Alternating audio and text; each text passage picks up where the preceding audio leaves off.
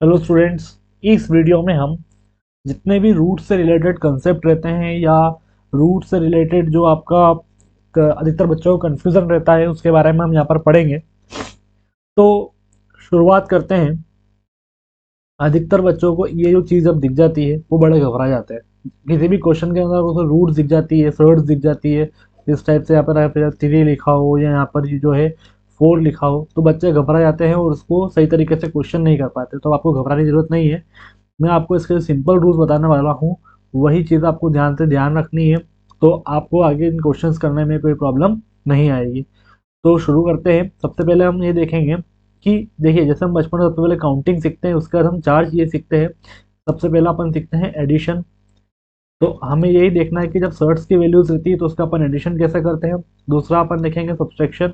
अगर सर्ट्स की वैल्यू है तो उनका हम सब्सट्रैक्शन कैसे करेंगे। थर्ड, अगर हम बात करते हैं, उसके बाद हम बात करेंगे मल्टीप्लाई की। और फाइनली हम बात करेंगे डिवाइड की।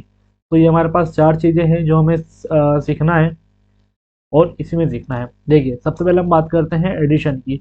तो जब भी कोई दो सर्ट्स रहती है, जैसे सपोज कीजिए ये आपका हो गया √3 और ये हो गया आपका 3√3। तो इसको करने के आप दो तरीके से समझ सकते हैं। पहला तरीका आपका ये होता है कि आप दोनों में से √3 कॉमन ले लीजिए। तो जब मैं दोनों में से √3 कॉमन ले लूंगा तो अंदर मेरे पास बचेगा 1+3। तो 1+3 हो जाएगा आपका 4 और ये हो जाएगा आपका 4√3। एक समझने का तरीका ये हो सकता है। इसके अलावा आप एक और चीज समझ सकते हैं कि अगर रूट्स के अंदर ये जो वैल्यूज है, ये वैल्यूज अगर सेम है तो उनके आगे के जो कॉफिशिएंट रहते हैं वो ऐड होते हैं। अब हम देखेंगे यहाँ पर आगे कोई कॉफिशिएंट नहीं है तो उसको मैं मान लूंगा 1।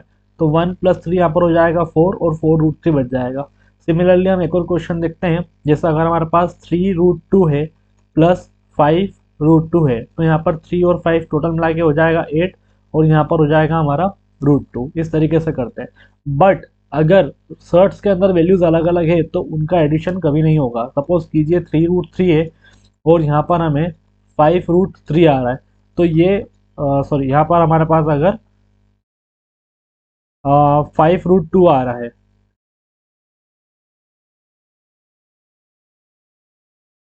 यहाँ पर अगर हमारा 5√2 आ रहा है तो ये दोनों वैल्यूज आपस में कभी भी ऐड नहीं होगी, बस ये यहीं पर ही रहेगी।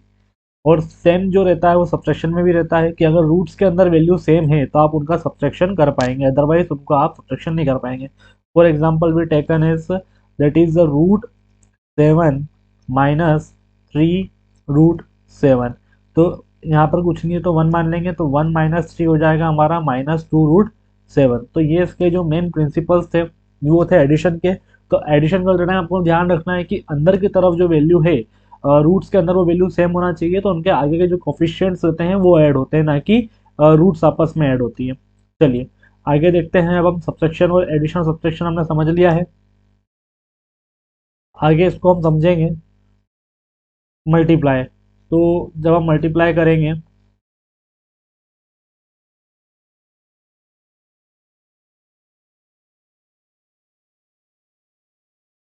देखिए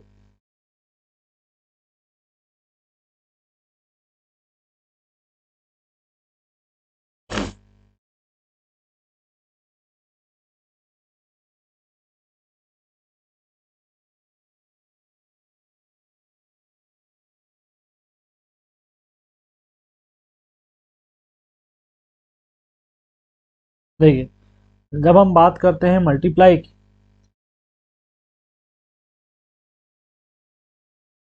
जब हम बात करते हैं मल्टीप्लाई की, तो मल्टीप्लाई करते टाइम दोनों रूट्स का जब मल्टीप्लाई होता है, सपोज हम कर रहे हैं √2 इंटू √3, तो ये दोनों अगर यहाँ पर दोनों रूट सेम है तो वो क्या हो जाएंगे, दोनों एक में आ जाएंगे, that is √2 into 3, that is equal to the √6।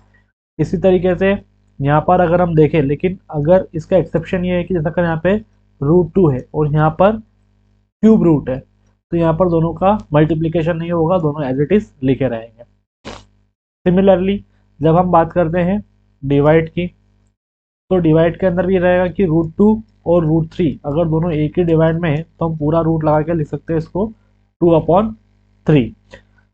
But अगर दोनों की अलग अलग है तो उसे हम सॉल्व नहीं करेंगे। ये इसके सारे रूल्स थे।